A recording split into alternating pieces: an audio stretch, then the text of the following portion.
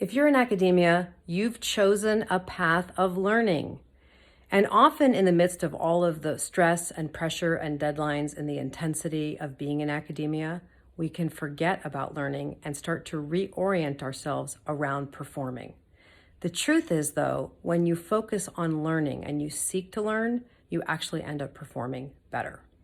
So this week in our co-working community, our theme for the week is all about learning. Learning means to acquire new skills, new abilities, new understanding, new capacities, new behaviors. And it takes time to learn. It takes repeated effort to learn. So this week, if you're coming to our writing retreats, here are some things you can pay attention to and practice. These are also things anyone can do on their own. Number one, pay attention to your nervous system. Are you regulated? Are you calm? Are you more centered and grounded? Or are you more dysregulated? Are you in more of a fight, flight, freeze state? Are you worrying a lot? Are you really anxious? It's quite difficult to really learn to be, in a sense, open-hearted, to be willing to receive and take in information when we're in more of a survival mode. So pay attention to how you can settle yourself down, quiet yourself internally, pay attention to the internal environment so that you can approach your work in a more regulated state. Also, your pacing really matters.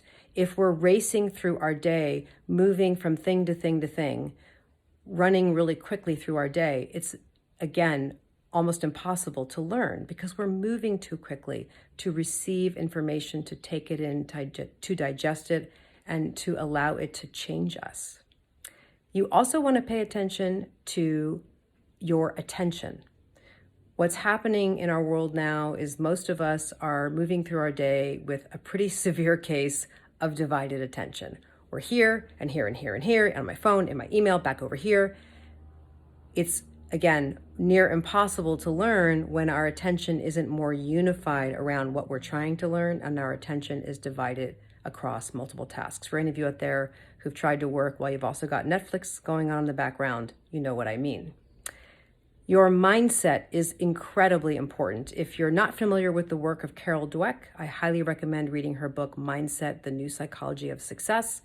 It really was life-changing for me, coming to realize that a big part of what plagued me in graduate school was a fixed mindset, where I saw intelligence as a fixed entity, that this is as smart as I was ever going to be, and so now I have to prove I'm smart, versus recognizing that intelligence is actually malleable, that with effort, persistence, hard work, struggle, hanging in there, asking for help, repeated effort over time, I actually can learn, I can change, I can grow, I can acquire new skills and abilities.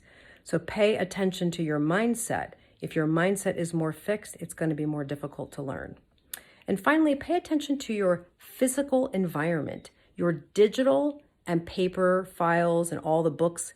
What's going on your desk? What's going on in the drawers? What's going on your desktop, in your files? Is it easy to get what you need? Is your environment set up for you to work with more unified attention? Do you have what you need readily at your fingertips? You're making it easier for yourself, creating, in a sense, kind of a landscape in which it's easier to learn. All right, I'm looking forward to co-working with everybody in our community this week. You are also, of course, welcome to come and try a free week of membership in the Academic Writer Space. We call it TAWS, T-A-W-S for short. And I will see you all on Zoom. I hope you all have a great week learning.